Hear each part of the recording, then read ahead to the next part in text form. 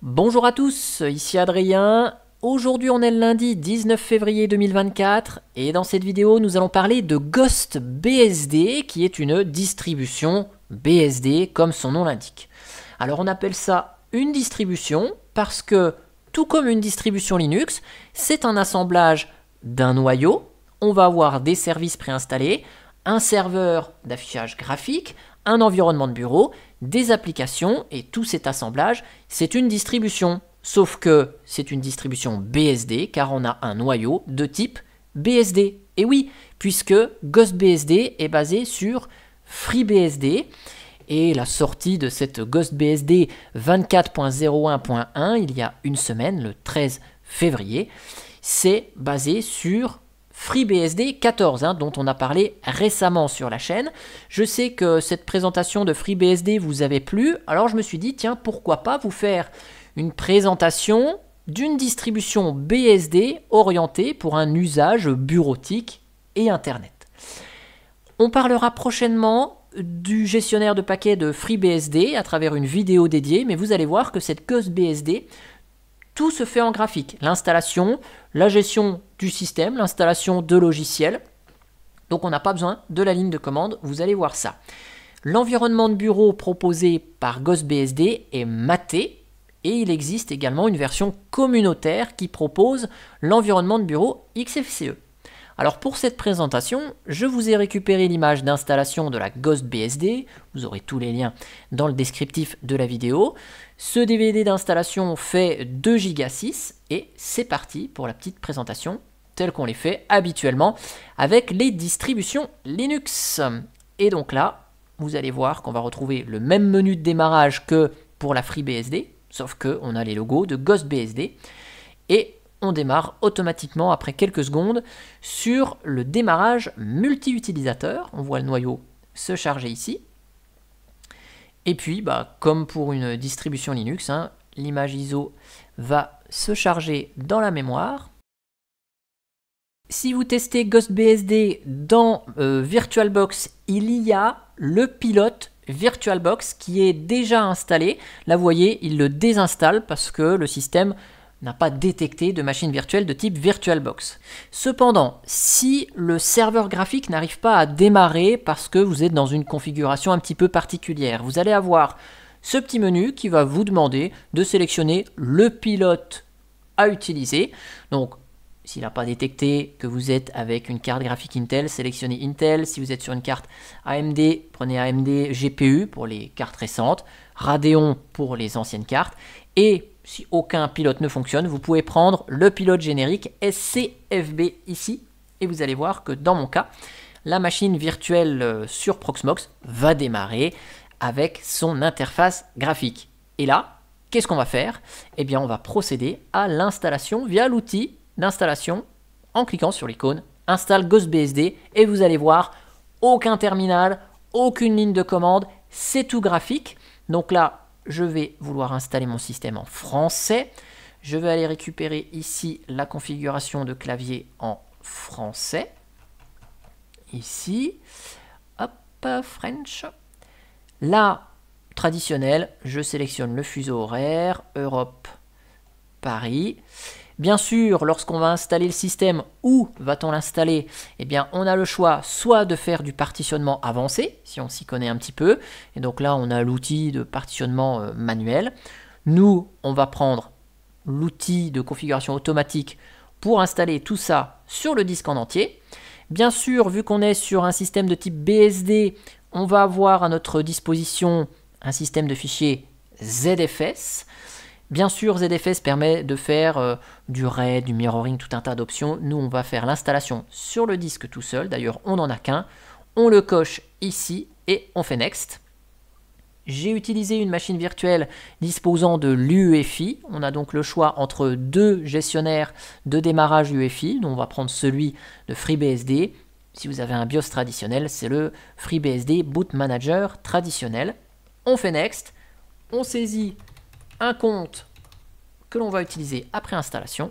Je vous fais une petite installation et je vous accélère le processus d'installation parce que, bon, c'est pas très marrant, mais vous allez voir, c'est super rapide, ça prend une petite minute à peine à se décompacter. C'est vraiment très rapide l'install, hein.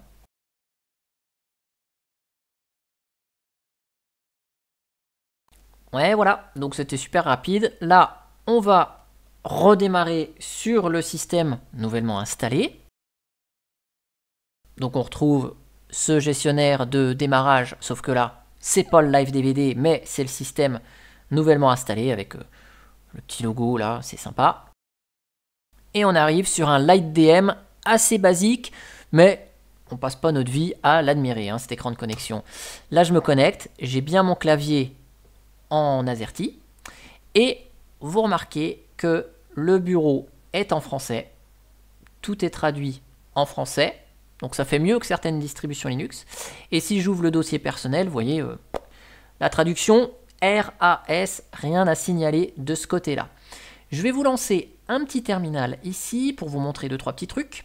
Donc le shell par défaut, c'est fiche. Bon, pourquoi pas. Si je vous fais un petit unem-a, donc on constate que c'est bien un noyau FreeBSD dans sa version 14.0. Hein. Si je vous fais un petit df-h, vous voyez que le système, une fois installé, ça consomme 3 Go sur le disque. Super léger, ça n'y a rien à dire de ce côté-là. Et si je vous fais un petit top, on voit que le système consomme 343 mégas de RAM. C'est plutôt léger. On voit le serveur graphique, Xorg ici, on voit Mate qui est lancé, on voit le compositeur de fenêtre Marco, etc. Donc c'est plutôt rapide, léger et peu gourmand en mémoire. Alors si on fait un petit tour rapidos, hein, des applications. Dans accessoires, on a les outils de base, une calculette, on a un outil d'archives, gestionnaire d'archives, un outil de capture d'écran, bref, des trucs vraiment basiques. Dans bureau, on a un client de courrier électronique, Evolution, on a la visionneuse PDF Atril. Dans graphisme, on a juste la visionneuse d'images et Shotwell pour organiser ses photos. Dans Internet, on a Firefox et Transmission. Dans les outils système, bon, on retrouve le gestionnaire de fichiers, le moniteur système, le terminal, globalement c'est tout. Et puis dans son et vidéo, on a Rhythmbox pour lire de la musique, et puis on a le lecteur multimédia VLC. Si on va dans Internet, je vous montre juste que le navigateur web Firefox, ce n'est pas la version ESR, hein, c'est la dernière version stable de Firefox ici qui nous est proposée. Alors juste Firefox, il est en anglais, mais quand on va dans les paramétrages, là, hop, on change juste la langue en français et c'est réglé. Alors vous voyez qu'on n'a pas de suite bureautique. Je vais vous montrer comment on installe LibreOffice, parce que vous avez vu que les applications par défaut sont peu nombreuses. Et pour ça, encore une fois de plus, pas besoin de la ligne de commande. Dans les outils d'administration, on va retrouver un outil qui s'appelle Update Station, qui va nous permettre de mettre à jour le système et les logiciels, le tout graphiquement. Donc là, c'est fabuleux. Vu que GhostBSD vient de sortir, il n'y a pas de mise à jour disponible. Et ici, si je vais dans Administration, j'ai le Software Station. Donc je mets mon petit mot de passe. Et il se lance. On retrouve un outil, alors, certes très basique, mais qui fait parfaitement le job, qui ressemble un peu à Synaptic qu'on a sur Debian. Ouais, gestionnaire de paquets classique, et on va pouvoir chercher ce qu'on veut. LibreOffice par exemple, hop, c'est filtré avec LibreOffice. Je vais installer le pack de langue français LibreOffice, hop, plus le paquet LibreOffice. Donc on a un seul paquet avec tout dedans chez FreeBSD, et donc par extension GhostBSD, LibreOffice, on a tout dedans. Je sais pas, je peux installer par exemple Htop, hein, bref. J'installe les logiciels que je veux. Une fois que c'est fait, Apply. On a résolution des dépendances, sans aucun souci. Confirme. Et là, pareil, je vous accélère l'installation des logiciels, parce que c'est pas très intéressant. Ça prend un petit peu de temps, le temps de les récupérer et de les installer. Vous voyez qu'on en a 33 000, hein, plus de 33 000 des paquets. Donc, il y a de quoi faire dans la Logitech. Je vous accélère ça. Et puis après, je vous montre que LibreOffice est bien installé. Hein. Et voilà, donc tout ça c'est installé, et je vous montre que ça s'est bien installé. Mais là, il n'y a pas de raison. Regardez, dans Bureau, on a, hop, LibreOffice Writer. Et là, Je ne sais pas si vous avez vu d'ailleurs pendant l'installation, mais c'était la version 7.6 de LibreOffice, donc c'est une version plutôt récente. Tac, ici, donc en français, nickel, RAS, version 7.6.4.1, donc c'est pas, voilà, on n'est pas sur des versions très anciennes. Et puis si je vous lance le petit HTOP, là si vous préférez voir HTOP plutôt que top, ok, donc là vous voyez le système et son activité. Ben c'est tout, on a fait le petit tour de cette GhostBSD. Bon, qu'est-ce qu'on peut dire? C'est que l'outil d'installation, il est graphique, simple, rapide, efficace.